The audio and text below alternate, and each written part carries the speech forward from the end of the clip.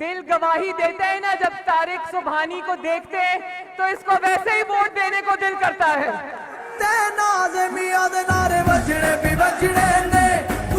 मुझे यकीन है सियालकोट वालों, ये इंशाअल्लाह जीत कर आपकी उसी तरह खिदमत करेगा जैसे इसके बड़े भाई ने की थी आपकी खिदमत इंशाअल्लाह।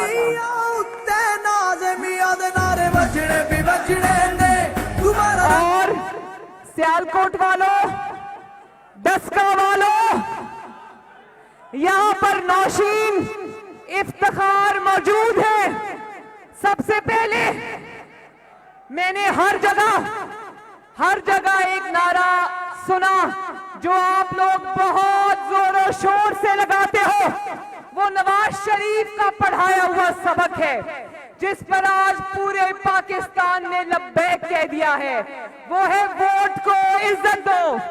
लेकिन सियालकोट वालों, डस्का वालों, वोट को इज्जत कैसे दी जाती है ये डस्का सियालकोट ने पूरे पाकिस्तान को दिखा दिया है। लगाना चाहता हूँ वोट को इज्जत दो, वोट को इज्जत दो, वोट को इज्जत दो, वोट को इज्जत दो, वोट को।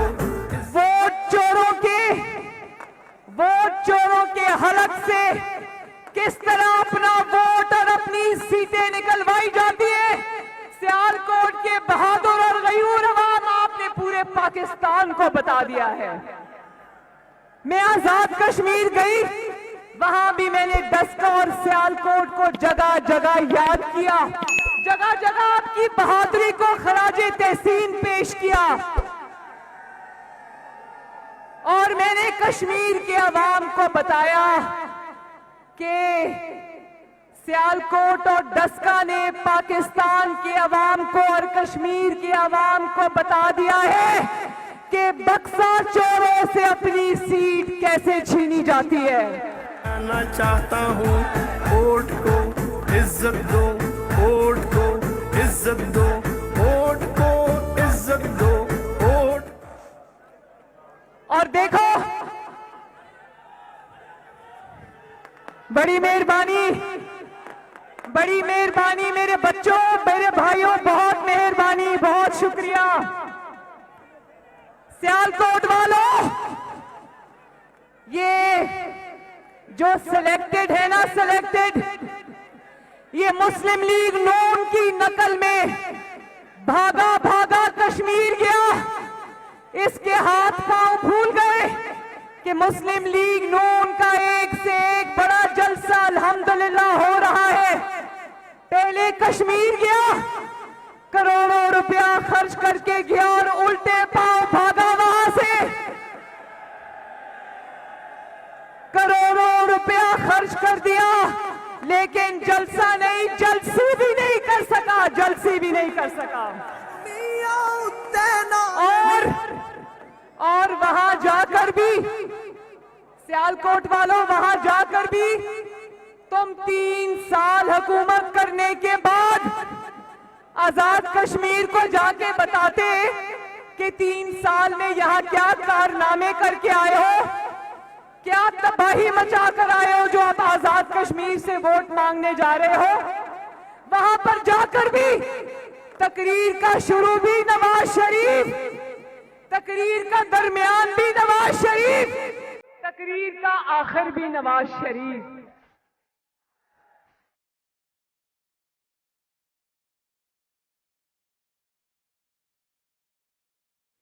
3 साल के बाद भी अपनी कारकर्दगी दिखाने के लिए एक धेले की चीज नहीं है। आज भी जलसे के अंदर खड़ा होकर नवाज शरीफ की तस्बीह पढ़ता है।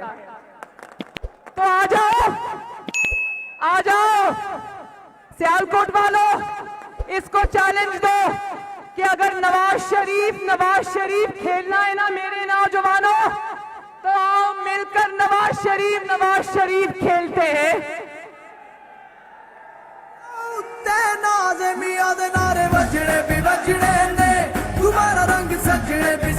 मैं अच्छा सियालकोट वालों मिलके नवाज शरीफ खेले। अगर इमरान खान नवाज शरीफ नवाज शरीफ खेलना है तो आओ जरा मिलके खेलते हैं। जरा बताओ कश्मीर के अवाम को, जरा बताओ सियालकोट के अवाम को कि नवाज शरीफ के दौर में आटा कितने का था और तुम्हारे दौर में आटा कितने का है। नवाज शरीफ खेलना है तो जरा बताओ सियालकोट के अवाम को कि नवाज शरीफ के दौर में चीनी कितने की थी, आज कितने की है।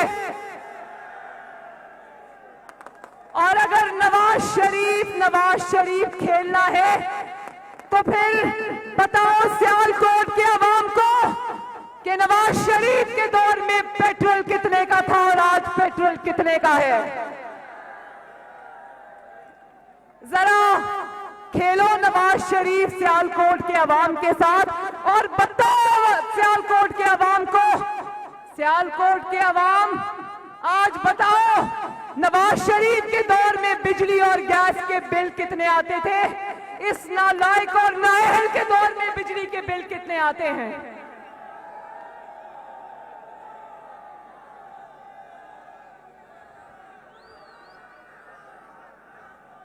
बताओ जरा सियालकोट के लोगों, बताओ जरा क्या नवाज शरीफ के दौर में लोड शेडिंग थी।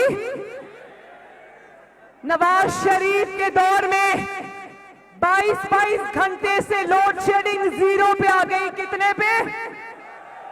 और आज सियालकोट में कितनी लोड शेडिंग हो रही है, 12-12, 14-14, 15-15 घंटे। 1 घंटा बिजली आती है, 1 घंटा बिजली जाती है।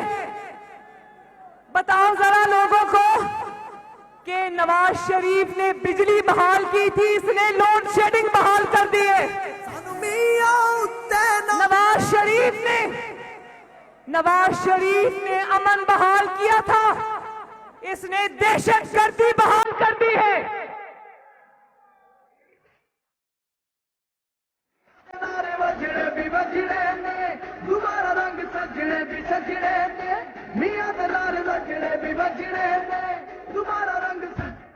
जरा बताओ नवाज शरीफ के फोबिया में मुब्तला इमरान खान को कि नवाज शरीफ के दौर में जो दवाई 100 रुपए की थी आज कितने की है, 600-700 रुपए की। तुम जब नवाज शरीफ की बात करते हो, नवाज शरीफ का नाम लेते हो तो बहुत अच्छा करते हो, लोगों को याद आ जाता है, लोगों को याद करवाते हो कि नवाज शरीफ का दौर क्या दौर।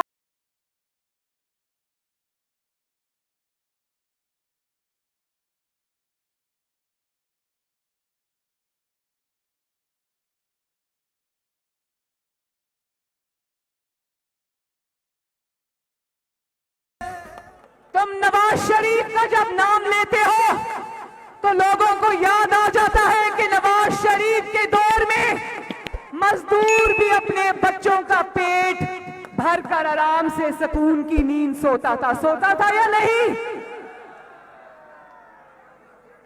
और वो तनख्वाहदार तबका नवाज शरीफ के दौर में ना सिर्फ कमा रहा था, अपने बच्चों का पेट पाल रहा था, बल्कि महीने में शायद अपनी कमाई में से कुछ बचत भी कर लेता था। और बताओ लोगों को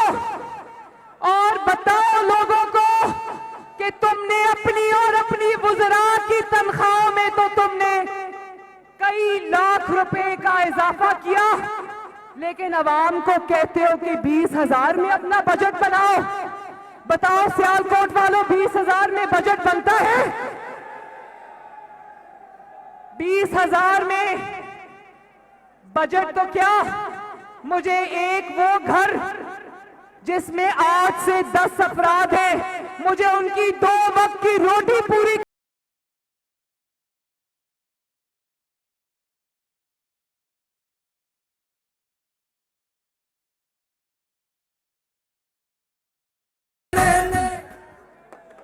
नवाज शरीफ फोबिया में मुब्तला इस इंसान की ज़हनी हालत तो पहले भी खराब थी, अब इसकी ज़हनी हालत पर मुझे तरस आने लगा है। मैं कहती हूं कि जो प्राइम मिनिस्टर हाउस का डॉक्टर है उसको चाहिए कि इसको ऐसी सुकून की और नींद की दवाई दे कि इसको कुछ अरसे के लिए नवाज शरीफ भूल जाए। और लेकिन दवाई का बिल इमरान खान से लेना ताकि उसको पता चले कि गरीब आवाम जब दवाई लेती है तो उनको अपने घर की चीजें बेचनी पड़ती है।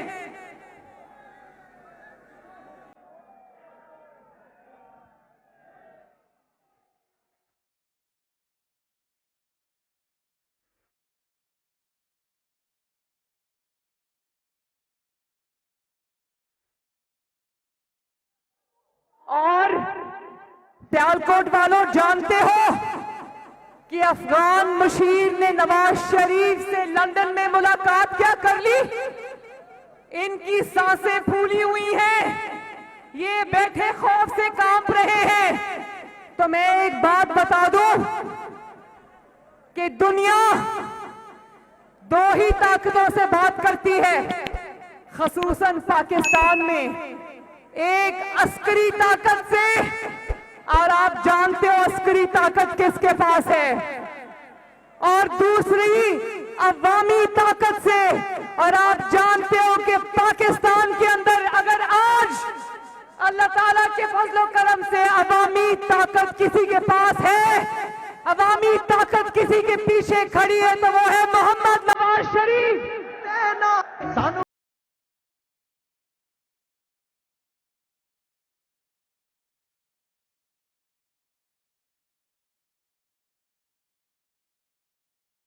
नवाज शरीफ को गद्दारी के सर्टिफिकेट्स बांटने वालों, याद रखो, अवाम नवाज शरीफ को जब तुम गद्दार कहते हो, अवाम नवाज शरीफ को सबसे बड़ा मुहिब्बे वतन समझती है, क्योंकि वो नवाज शरीफ 5 के मुकाबले में 6 एटमी धमाके करके आपके दिफा को नाकाबिले तस्खीर बना चुका है। और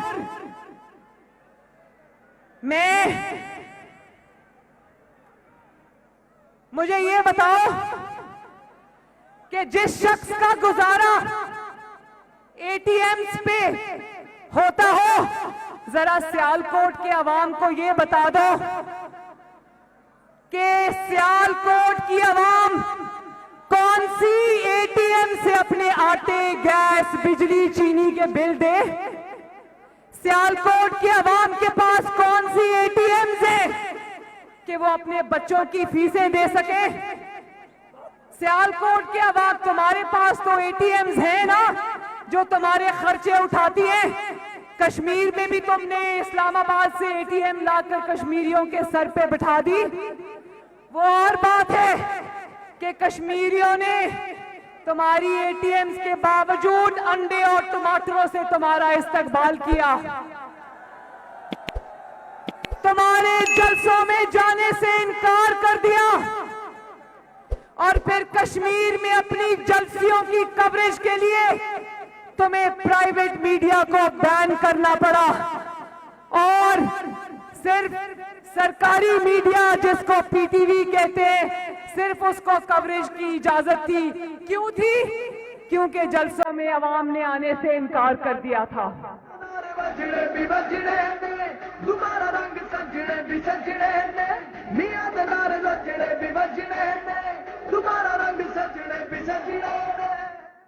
और जब तेल की कीमतें इस दफा बढ़ाई, पेट्रोल की, डीजल की कीमतें इस दफा बढ़ाई, जानते हो सियालकोट के लोगों, तारीख की बुलंद तरीन सतह पे इस वक्त पेट्रोल और डीजल की कीमत है ना? जब इसने कीमतें बढ़ाई तो इसके वज़रा ने ऐसे ऐलान किया कीमतों में इजाफे का, जैसे अवाम के सर पे बड़ा एहसान किया हो। कि शुक्र करो पाकिस्तान की आवाम, सिर्फ 10 रुपए कीमत बढ़ाई है, वरना इमरान खान तो बहुत ज्यादा भी बढ़ा सकता था। तुम्हारी 7 नस्लों पर एहसान किया है कि सिर्फ थोड़ी सी कीमतें बढ़ाई हैं।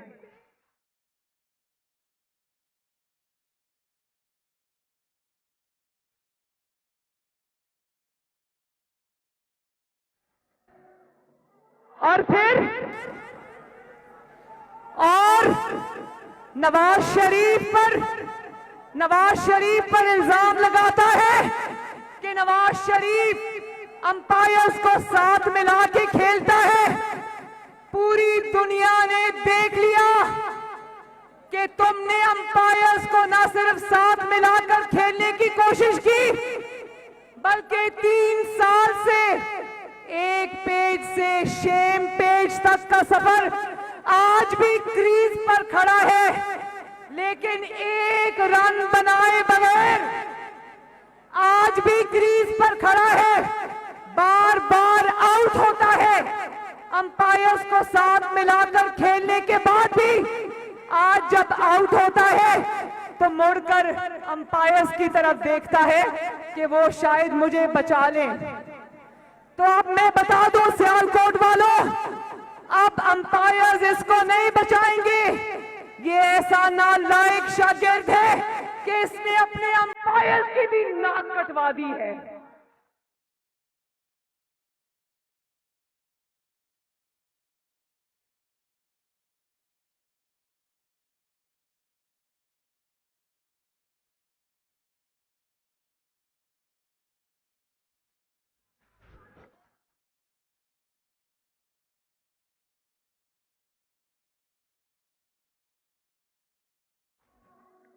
याद रखो मेरे सियालकोट के भाइयों, अभी ये अंपायर्स को साथ मिलाकर खेलता है और अवाम ने, नवाज शरीफ ने अल्लाह ताला के फजलो करम से डस्का में इसकी विकेट उड़ाई, वजीराबाद में इसकी विकेट उड़ाई, नौशेरा में इसकी विकेट उड़ाई, खुशाब में इसकी विकेट उड़ाई। और अब तुम्हारे पल्ले है क्या कि जो अब आजाद कश्मीर और सियालकोट पे नजरें लगाकर बैठे हो? याद रखो कि केपीके में इसके घर में घुस के इसको अल्लाह ताला के फजल से नवाज शरीफ ने लंदन में बैठ के मारा। इसका वजीर दिफा अपना दिफा करने के भी काबिल नहीं रहा।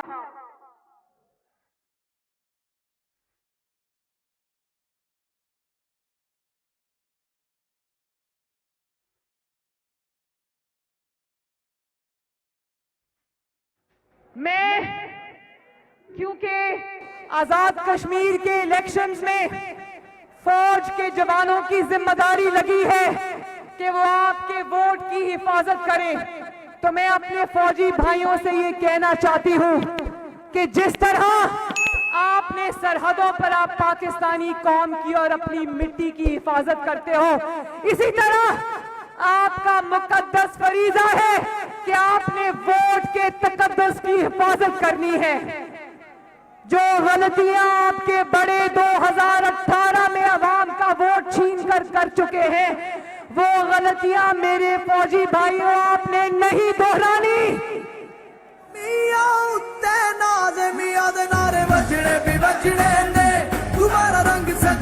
आपकी वर्दी इस मिट्टी की आन बान शान है। इस मिट्टी को, इस वर्दी को किसी सिलेक्टेड और हारे हुए सिलेक्टेड के लिए दागदार मत करना। मैं